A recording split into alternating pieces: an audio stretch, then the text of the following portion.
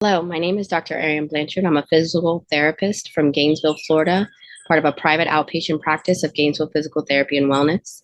I'm here to discuss today a novel treatment for chronic Bell's palsy, neuromuscular electrical stimulation with dry needling to improve muscle function. My patient presented to clinic 18 months post Bell's palsy with no significant changes. She was 44 years old and demonstrated hypertonicity, facial dyskinesia, flaccid dysarthria, and epiphoria with smiling, eating, and speech.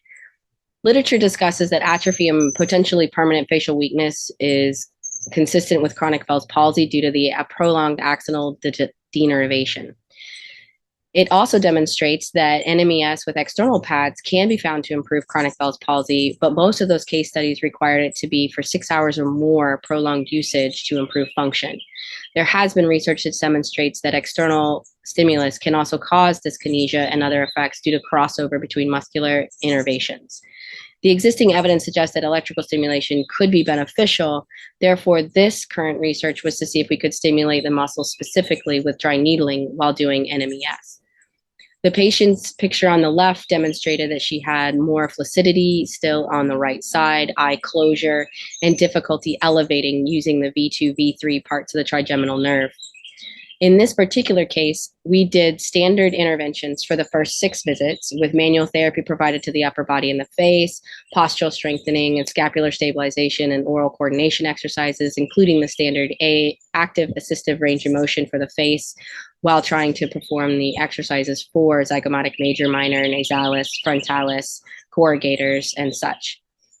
However, in the 6 visits, as it's demonstrated in the results, we saw no change in her Sunnybrook facial grading scale, which is the gold standard for current clinical guidelines to be utilized in the clinic.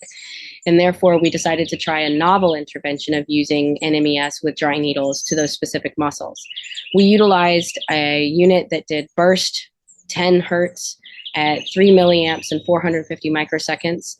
We did it for 5 minutes at a time, and each time while the burst was on, she was to perform the exercises or the activity that those range of motions would need, such as the picture for nasalis, she would work on snarling to lift the cheek, and then for the zygomatic major and minor, she would try to smile at the same time to improve those active motions.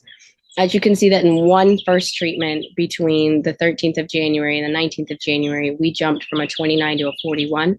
5 further visits improved her score to a 56, and then we did not see any further change in at that time.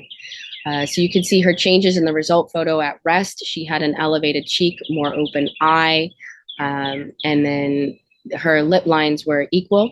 And with smiling, she had lift, and she even had returned to having her dimple on the right side. She could smile while keeping her right eye open, and she even reported that eating was improved with no more epiphoria while eating or speaking. The limitations with the study were that we had no pre or post EMG or nerve conduction to demonstrate any changes in the activation, and it was only a single case. I would recommend that any further research look at any causative links between it before we add widespread adoption. I would also encourage what time point could we start a treatment as such to see gains or reduce atrophy post Bell's palsy. In conclusion, this case study demonstrated improvements in dyskinesia and function, and the patient has also reported that in the year since we did this study, that she has continued to see improvements in her right side facial movement, openness, and pain relief.